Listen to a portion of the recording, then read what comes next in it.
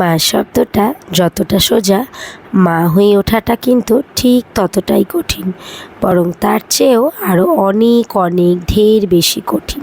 তোমরা যারা আমার মতন মায়েরা আছো তারা নিশ্চয়ই আমার সাথে ব্যাপারটা রিলেট করতে পারছো। তো hello everyone, welcome back to my another new mini blog. আজকে তোমাদের সাথে শেয়ার করব সেই দিনটা, যে দিনটা ছিল আমাদের সকলের প্রিয় মাদার্স ডে।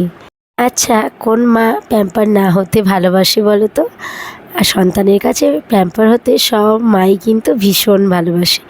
আর আমি যেমন প্যাম্পার হতেও ভালোবাসি, ঠিক তেমনই আমার প্রিয় মানুষদের প্যাম্পার করতে কিন্তু আমি খুব ভালোবাসি। হঠাৎ করে সেই দিনে আমার খেতে ইচ্ছে করছিল খাসির মাংস। তা আমি আমার হাজব্যান্ডকে বললাম, একটু অল্প করে খাসির মাংস নিয়ে আনবে, তাহলে একটু রান্না করব আজকে।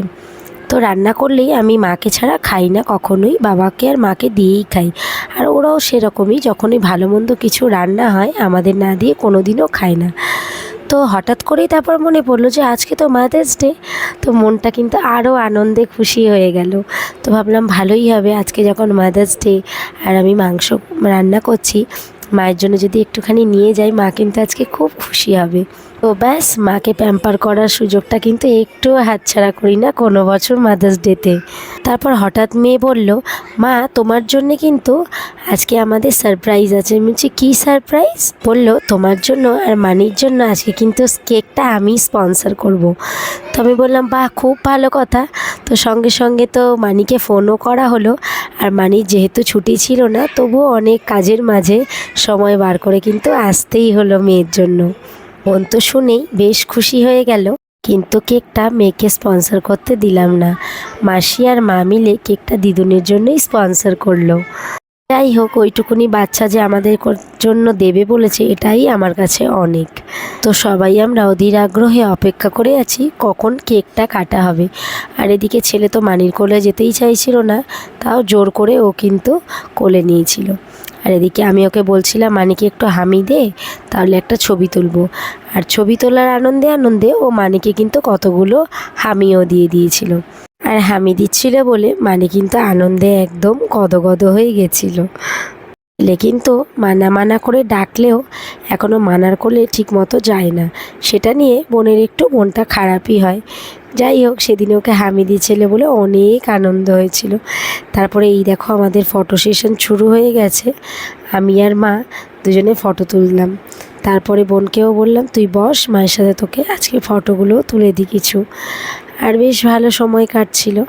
আর এই দেখো, আমাদের যে কেকটা দিয়েছে সেখান থেকে কিন্তু একটা সুন্দর একটা ব্যাচও দিয়ে দিয়েছে। তারপর আমরা কেক কাটিংয়ের জন্য রেডি হয়ে গেলাম। আর বলছিলাম ফ্যানটা বন্ধ করতে, ফ্যানটা আবার চালিয়ে দিয়েছিল বাবা, কারণ কি ছেলের ভীষণ গরম লাগছিল।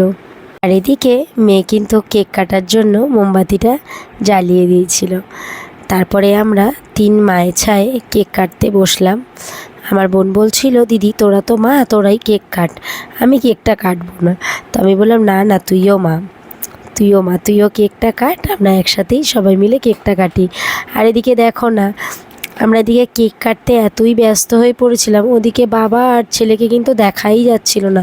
সেটা আমরা কেউই খেয়াল করিনি কেক কাটার আনন্দে। পরে ভিডিওতে দেখলাম যে ওদেরকে একটুও দেখা যাচ্ছে না, সেটা দেখে মনটা কিন্তু খুবই খারাপ হয়ে গেল। সেদিন আমার হাজব্যান্ড ঘরে ছিল না, অ্যাকচুয়ালি ও একটু কাজে বাইরে বেরিয়ে গেছিলো। তাই আমরা এই কজন মিলেই মাদার্স ডেটা সেলিব্রেট করছিলাম। আর এদিকে বোন মাকে খাইয়ে দিচ্ছিল, আমাকে খাইয়ে দিচ্ছিল। এইটুকুটুকু ছোট ছোট আনন্দই কিন্তু আমাদের জীবনে অনেক কিছু। সকল কাজের মাঝে আমরা যখন এইটুকুনি সময় সবার সাথে ভাগ করে নিই, মনে হয় যেন সারাদিনের ক্লান্তি, সারা বছরের ক্লান্তি আমাদের এক নিমেষেই চলে যায়। আর স্পেশালি মেয়ে যখন আমার জন্য কিছু করে, তখন সত্যি বলছি মন থেকে এত ভালো লাগে আমার। আমি সকল বেদনা, কে আমার জন্য কিছু করেছে, কে আমার জন্য করেনি, আমি এইসব ভুলে যাই। শুধুই আমার মেয়ে যে আমার জন্য করলো, শুধু এইটুকুতেই আমার মন ভরে যায়। মায়ের ভালোবাসা কিন্তু সন্তানের কাছ থেকে বেশি কিছুই দাবি করে না, যদিও এক্সেপশনাল অবশ্যই আছে। তবে প্রতিবার আমার বোন কিন্তু আমার জন্মদিনে কেক আনতে ভোলে না। আমি যদি বারণও করি, ও কিন্তু অবশ্যই করে নিয়ে আসে। আর এই দেখো, যেটা না বললে একদমই নয়, আমার মেয়ের ভালোবাসার জিনিসটা সব থেকে বেশি প্রিয় আমার কাছে, যেটা একেবারেই দুর্মূল্য সবার কাছে। ও কিন্তু হাতে আঁকা 3টে কার্ড আমাদের জন্য এঁকেছিল, যেটা একটা আমার জন্য, একটা ওর মানির জন্য, আর একটা দিদমার জন্য।